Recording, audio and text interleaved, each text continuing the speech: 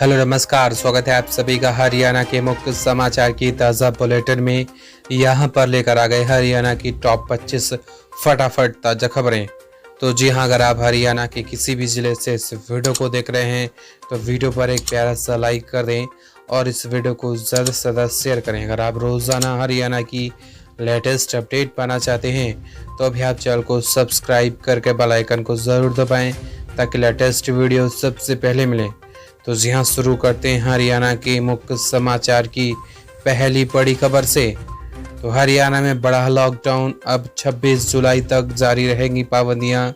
Restaurant, club रात 11 बजे तक खुलेंगे। हरियाणा सरकार ने प्रदेश में महामारी अलर्ट सुरक्षित हरियाणा के तहत 26 जुलाई तक लॉकडाउन बढ़ा दिया है। हालांकि इस दौरान पहले से जारी रियायतें लोगों को मिलती रहेंगी। हरियाणा में 50% क्षमता के साथ बार और रेस्टोरेंट सुबह 10 बजे से रात 11 बजे तक संचालित होंगे। इस दौरान कोरोना से बचाव के सभी निर्देशों का सख्ती से पालन करना होगा। गोल्फ कोर्स में बने क्लब हाउस, बार और रेस्टोरेंट भी 50% क्षमता के साथ खुलेंगे और यहाँ भी सभी उपायों को अपनाना होगा।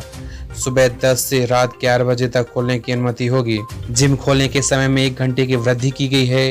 हरियाणा में जिम अब सुबह 6 बजे से रात 9 बजे तक खुलेंगे। इस दौरान सामाजिक दूरी और नियमित सैनिटाइजेशन का ध्यान रखना होगा।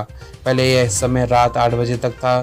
सभी सुरक्षा उपायों के साथ स्पा सेंटर भी सुबह 6 बजे से रात 8 बजे तक खुलेंगे। यहाँ भी 50% क्षमता तय कर दी गई है। हरियाणा कर्मचारी चयन आयोग ने प्रवेश की परीक्षा के लिए जारी किया शेड्यूल। विश्वविद्यालय परीक्षाएं भी साथ में आने से बढ़ी परेशानियां। हरियाणा कर्मचारी चयन आयोग यानी HSSC विभिन्न पदों पर भर्तियों के लिए प्रवेश परीक्षा का शेड्यूल जारी कर दिया है। इस दौरान प्रवेश परीक्षा और फिजिकल टेस्ट भी होंगे। लंबे समय से उम्मीदवार इन भर्तियों के लिए परीक्षा का इंतजार कर रहे थे, लेकिन इसके साथ साथ गुरु जम्बेश्वर विश्वविद्यालय और महर्षि दयानंद विश्वविद्यालय की ओर से भी परीक्षाओं के लिए डेट शीट जारी कर दी गई।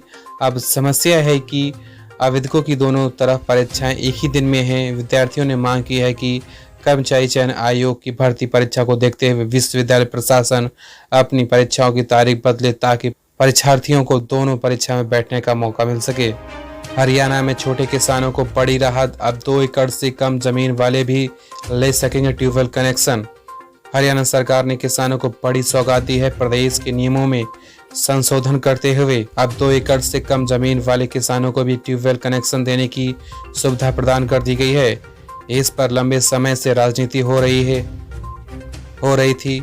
मुख्यमंत्री मनोहर की सरकार के इस फैसले से लाखों छोटे किसानों को सीधा लाभ मिलेगा।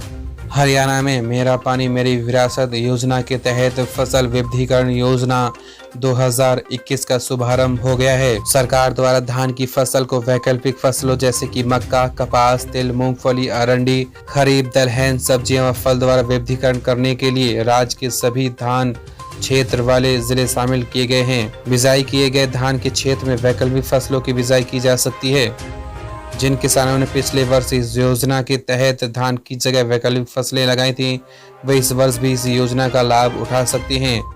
जो किसान धान की जगह चारा लगाते हैं, अपने खेत खाली भी रखते हैं, तो उन्हें भी इस योजना का लाभ मिलेगा। फसल विविधीकरण करने वाले किसानों को 7,000 रुपये प्रति एकड़ के हिसाब से वित्तीय सहायता 2 किस्तों में सीधे उनके बैंक खाते में दी जाएगी। और इसके साथ ही मेरी फसल मेरा ब्यौरा वेब पोर्टल पर आप सीधा 31 जुलाई तक पंजीकरण कर सकते हैं। हरियाणा में कोरोना के नए मामलों की संख्या में 71% गिरावट दर्ज की गई है, जहां राज्य में 22 जून 2021 को नए कोविड संक्रमित रोगियों की संख्या 146 थी। वहीं अब 17 जुलाई तक कोरोना के केवल 41 नए मामले सामने आए हुए हैं। अगली बड़ी खबर है, गुरुग्राम में ढही 3 मंजिला बिल्डिंग, दर्जनों लोगों के दबे होने की आशंका। राजधानी दिल्ली से सटे गुरुग्राम जिले के पटौदी के गांव खवासपुर में आज वहीं एक बार फिर से एक 3 मंजिला बिल्डिंग ढह गई।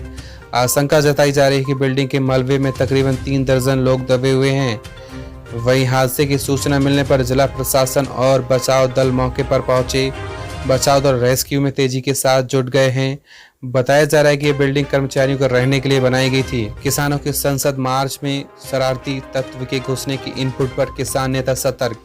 किसानों के 22 जुलाई को होने वाले संसद मार्च में शरारती तत्व और खालिस्तानियों के घुसने की इनपुट मिलने से किसान नेता फूंक फूंक कर कदम रख रहे हैं। किसान नेता 22 जुलाई को संसद मार्च में शामिल होने वाले किसानों के पहचान पत्र भी बनाए जाएंगे। जत्थेबंदी का लीडर मार्च में शामिल होने वाले हर किसान की पहचान करेगा। आंदोलन में करीब 50 जत्थेबंदियों से 5 किसान संसद मार्च में शामिल होंगे। 22 जुलाई को 200 किसान संसद मार्च के लिए दिल्ली कूच करेंगे। दिल्ली जयपुर हाईवे पर गांव भूंडला के पास 2 डंपरों की आपस में जबरदस्त टक्कर हो गई। बात कर रहे हैं रेवाड़ी जिले की।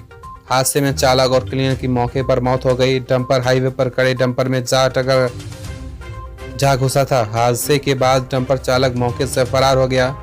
राहगीरों ने हादसे की खबर पुलिस को दी। जानकारी मिलते ही कसौला थाना पुलिस मौके पर पहुंची और शव को कब्जे में लेकर के पोस्टमार्टम कराकर परिजनों को सौंप दिए। चढ़ौनी के पक्ष में आए भाजपा विधायक बोले किसानों को अलग चुनाव लड़ना चाहिए। जहां एक और किसान नेता और भाजपा नेताओं के बीच कृषि कानून को लेकर के 36 का आंकड़ा बना हुआ है। वहीं राय विधानसभा के भाजपा विधायक मोहनलाल बडौली ने चढ़ौनी का पक्ष ले लिया। बडौली ने किसान नेता गुरनाम सिंह चढ़ौनी के उस बयान को अच्छा बताया जिसको लेकर के संयुक्त किसान मोर्चा ने उन्हें 1 हफ्ते के लिए सस्पेंड किया हुआ है। हरियाणा के पंचकुला से अगली बड़ी खबर है। जंगल में एक नाबालिग युवती का शव मिला। इसकी सूचना मिलते ही डीसीपी मोहित हांडा, चंडी मंदिर थाना प्रभारी Arvind Kumar, crime branch sector 26 के incharge Amar Kumar, crime branch sector 19 के करमवीर सिंह व detective staff incharge Mahendra Dhanda मौके पर पहुंचे। लड़की की उम्र करीब 13 से 15 साल बताई जा रही है। अभी उसकी पहचान नहीं हो पाई।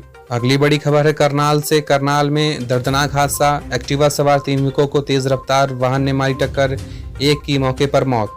करनाल केंद्रीय रोड पर वहीं रविवार को एक दर्दनाक हादसा हो गया और यहां एक एक्टिवा सवार 3 युवकों को तेज रफ्तार अज्ञात वाहन ने जोरदार टक्कर मार दी जिससे एक युवक की मौके पर ही मौत हो गई जबकि अन्य 2 युवक गंभीर रूप से घायल हो गए। गंभीर हालत में रोहतक पीजीआई फिर रेफर कर दिया गया। किसानों और पूर्व मंत्री मनीष ग्रोवर के बीच हुई सुलह। माफी मांगने के बाद धरना हुआ खत्म।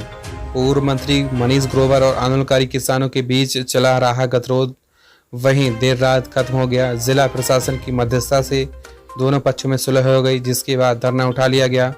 किसान नेताओं का कहना है कि पूर्व मंत्री ग्रोवर ने देर रात को महिलाओं से माफी मांग ली। तो जी हाँ, ये थी अपडेट हरियाणा के मुख्य समाचारों की। वीडियो पसंद आई हो वीडियो को लाइक करें, शेयर करें। धन्यवाद। जय हिंद।